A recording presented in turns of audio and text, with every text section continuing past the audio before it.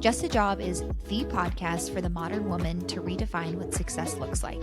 We highlight real women and their real stories. Hello, happy Monday. Welcome back to another episode of Just a Job. Today we have our stand up and we are talking technically this is October, but today is the last day of September. So cheers to September. I hope you all had a wonderful month. Hello, Ellen. How are you doing? Hi, I cannot believe it is September. This past week, I was talking about dates and I said, wow, I can't believe it's going to be September.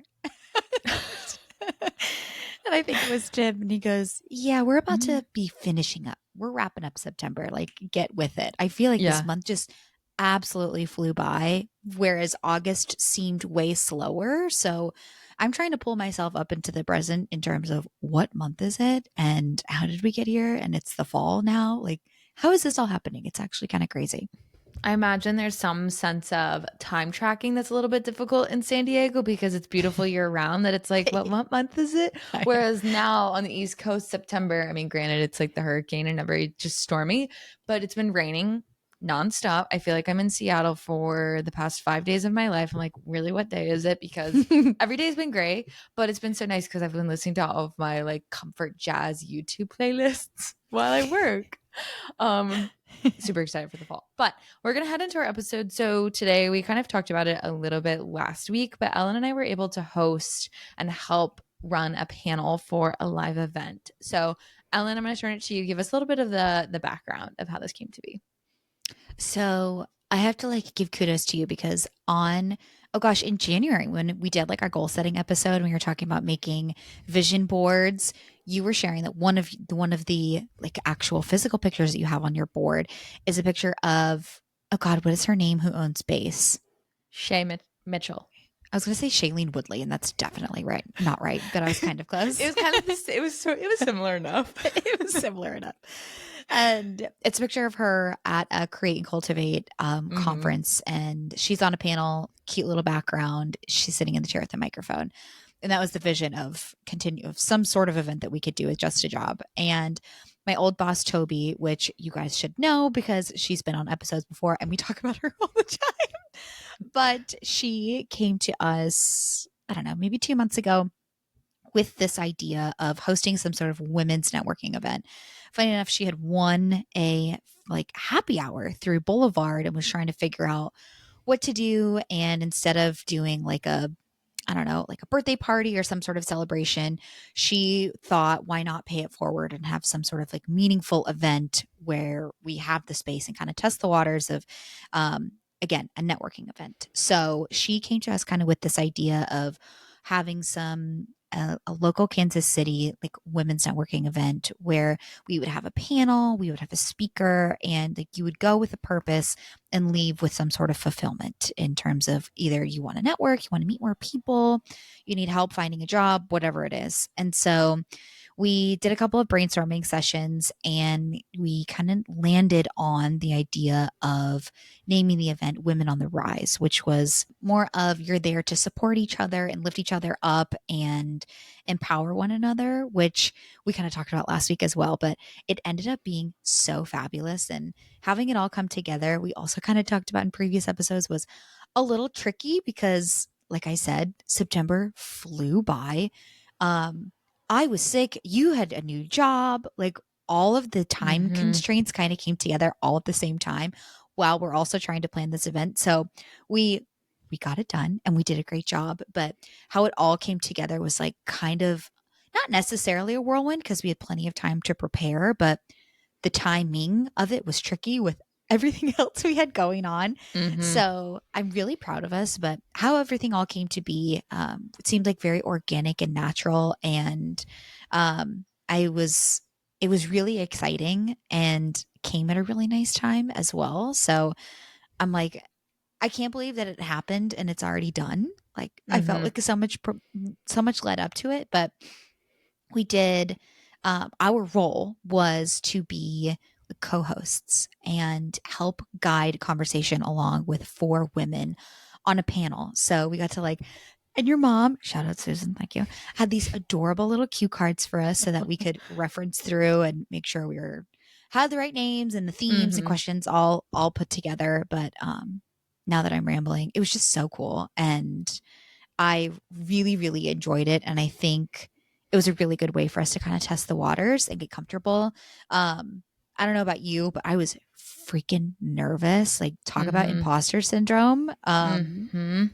Even when Toby asked us, I was like, us? Are you sure? Like, Yeah. you're Yeah. asking us, huh? Which was so, it was so rewarding. And I'm so glad that she did ask us. But Sarah, talk to us a little bit about like actual setup for the event and like what we were thinking, um, emotions we were going through, all that fun stuff. Oh my gosh. Well, I think it's also important to give context of Ellen traveled in literally day of. I think you Oh were God. breathing Kansas City air for what? 12 hours? Yeah, Honestly, maybe maybe. less. And so coming into it, we knew that we were going to just like say hi. I mean, I don't think you and I even really like got to catch up. I We know. I'm basically so we were bummed like about that. we were like all business and then Yeah. pretty much we left. But Hmm.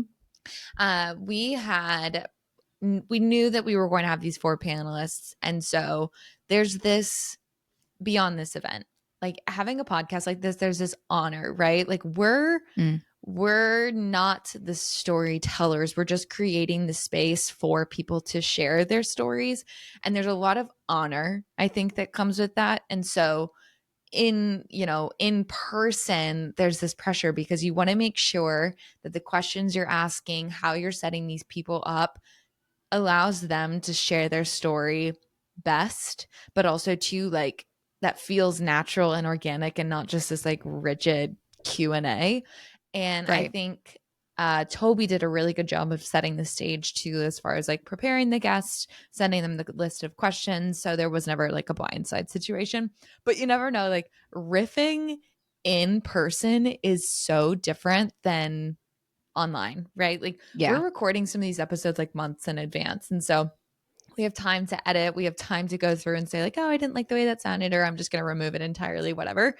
But in person, you're having 30 people like look at you in real time. And I I had this appreciation prior to the event, but I had this appreciation even more so. People who interview well forget how much of a skill that is because Yeah. you have two sides of your brain are really working, right? You have the one side that's listening because you can't be a great interviewer if you don't listen to what the Yeah. person is saying.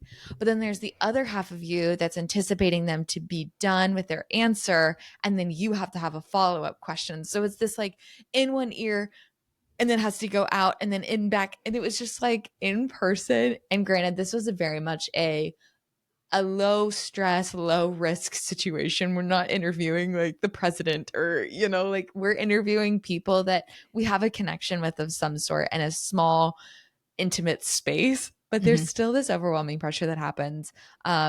So all in all, I feel like our emotions were equally parts like, oh my God, I have no idea what this is going to be like because we've never done this, but Hmm. also be like, we trust ourselves and we know that this is going to go well. And Yeah. who we had on the panel, they were rock stars. So they did an amazing job, but it was really Yes. fun. Like, Hmm. I told Ellen post event, which we can get into this like post event thoughts. Immediately, I was like, I feel like I need to go take a public speaking class because being a virtual employee, I'm in meetings all the time. Like as a project manager, you are leading conversations and it's definitely a natural trait. Being in person and leading a conversation is an entirely different experience because there's not this layer of not Exactly. it's not like a cloak of invisibility, but there's just not this like additional layer. So that was very interesting to navigate. But I mean, for you, Alan, like initial thoughts after everything concluded, both like looking at yourself, but also looking at how everybody else interacted and showed up. What were some of your thoughts? Yeah. I'm I think it was definitely like a safe space, like a Mm-hmm. perfect first gig, if you will, right? Yeah. We knew a majority or a good amount of people in the room. It was very supportive. It was a smaller environment. It was like local Kansas City people, which are like the nicest people. So we're Mm-hmm. in really good hands. And like it was also strange the in-person part and what you said about two parts of your brain working at the same time. Oh my God, I felt like steam was coming out of my ears. I was thinking so hard because, again, you have to do the listening component. And then when I like want to guide the conversation to the next question, I want to tie up what they said, lead Mm-hmm. into the next part, then ask the conversation. And I'm like, or ask the conversation, ask the question. Uh-huh. And totally, it was tough. But again, Yeah, I'm so proud of us for doing that because I agree. what a way to push ourselves, but again, in a safe environment. Like, how lucky are we that that was a place that we were able to like test the waters. And again, like post event, it was just so inspiring. And I really liked, there's kind of like this shift almost in the conversation where people started to be really vulnerable and speak up. And there were not only the panelists speaking, but the audience as well, engaging and asking questions and sharing their Mm-hmm. experiences. And I was like, that was like a chill moment of, oh, this is why we did this. And Yeah. this is why we do what we do and why we're passionate about this. So that was, I think, probably my favorite part of just being so like, I couldn't feel more present in that moment. And then looking Mm-hmm. back, again, that's why we have the podcast, why we want to continue doing speaking events like this. So that was so cool. And then post, still like during the event, but after the panel, and being able to speak to some people and having people come up and ask us questions and give us kudos also was just so rewarding because Mm-hmm. again, you and I, like, our brains are firing, we're probably sweaty, we are nervous, all so many emotions going at one time, and just having people give you kudos and give you like a job well done was really, really rewarding. And then two, like Sarah said, I flew out at 6:30 a.m. the next morning and went straight into the office, which in hindsight was probably not the best decision, but you got to do what you Yeah. got to do. And then again, going from such an inspiring and vulnerable and welcoming place to my sad little gray cubicle in my office, I was like, oh, Mm-mm. I womp know. womp. You texted me and I was just like, "Oh my gosh, yeah, that is definitely." Well, first off, Yeah, you're right. You're riding the high and then you're traveling and then you have to go and sit in what is a lacking space, if you right. will. That's Yes. definitely like a big old wah wah.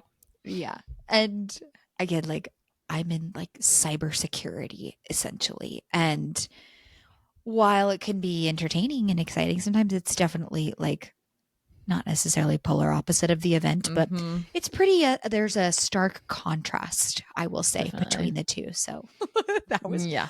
interesting context switch. But what were your thoughts and like reflecting back on the event? Like, Mm-hmm. what was your favorite? If you could do anything differently, would you? And what are you looking forward to doing maybe something like this in the future? Yeah. I think my initial thought of what I would do differently is just chill the F out. Yeah. Relax.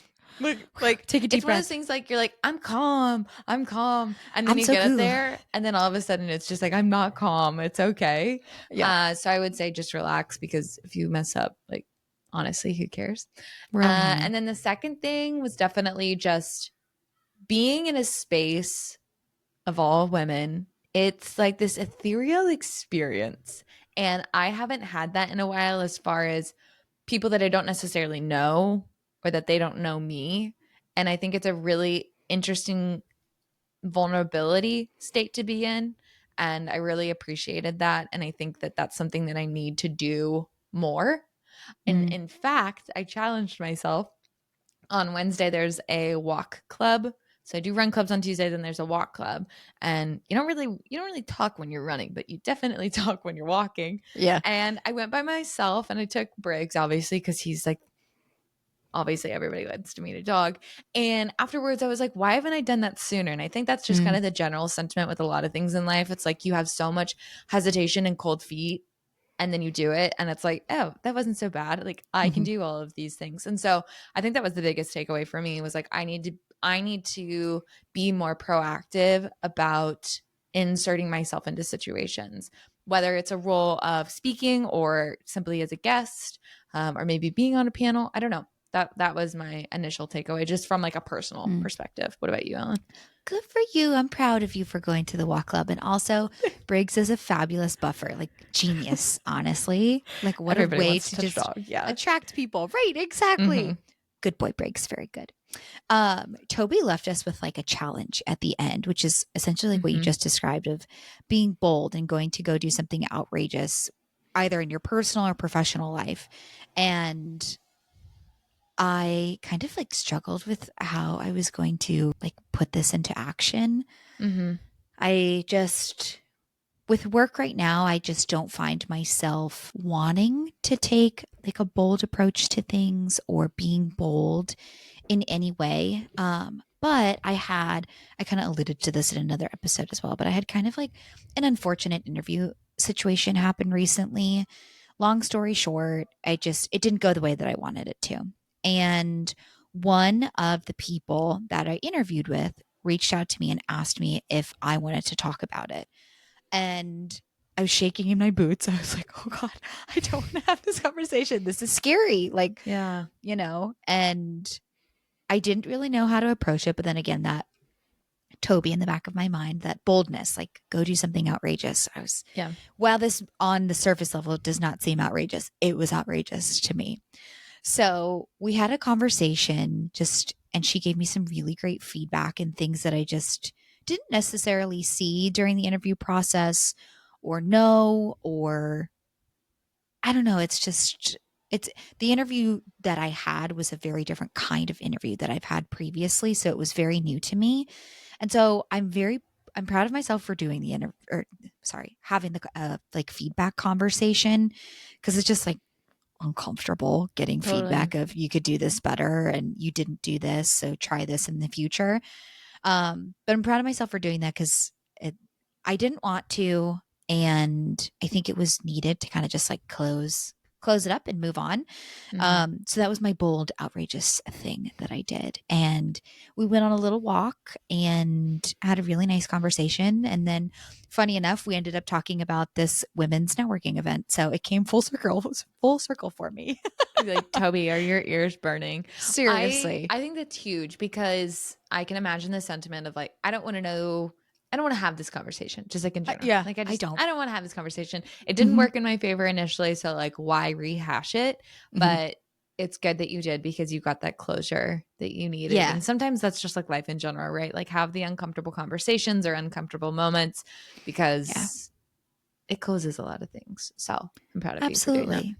Well, thank you. And if anything, it's learning for the future, and you can always get better at interviewing, and especially in a like high stakes, very intense kind of interview, great practice for the future. So while it was like didn't work out, again, learning, and I will be better prepared for something in the future. So, it's not all bad. There's silver lining. There are silver linings. Yes. Well, I know that this was one of many in-person events that we're going to attend to. Actually, in fact, we did have a conversation, which Ellen and I have talked about this before, but attending sorority chapters and talking, because that's a prime audience, right? Like, young women that are figuring out in college, testing limits, testing out what they want to do in their future careers. So more to come on that. I think it'll be really interesting. But all that to say, if you ever get an opportunity to attend an event, speak in an event, lead an event, do it.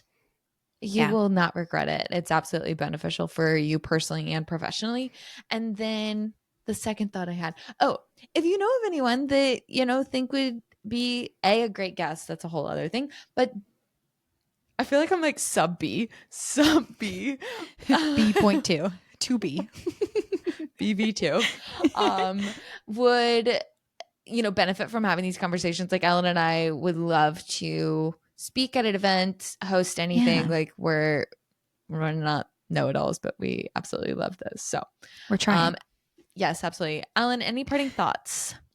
Any parting thoughts? I'm so proud of us for doing this. Like, we so pushed ourselves outside of our comfort zones, and we came out on the other side with so many. I feel fulfilled, and like my cup is full and I'm so happy that we did it.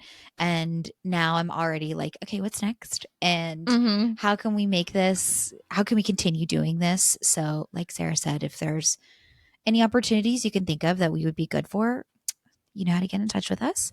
And I'm excited to see where the next couple months are going to take us. Like, it gave me a new joie de vivre about the podcast as well, and just Agreed. gave me a really good reminder of why we do this and why it's important to us and how it, again, just fills us up. So I'm feeling like all the warm fuzzies over here, and I know rehashing it has been such a great, like, yeah, I'm just thinking if you had told a year ago us that this is the conversation we would have, that we, you know, it's like, you have a podcast. Oh my God, you've interviewed 40 plus women. You've attended event, you know, like all these things. I don't think that we would have totally believed you. So take that as your sign. Small steps, big celebrate. steps. Yeah, absolutely. Absolutely. Thanks, Well, Sarah. everyone. Yeah. Oh, thanks, Ellen. Everybody, enjoy your Monday. Have a good week and make the start of your October fabulous. Remember, at the end of the day, it's just a job. We'll see ya.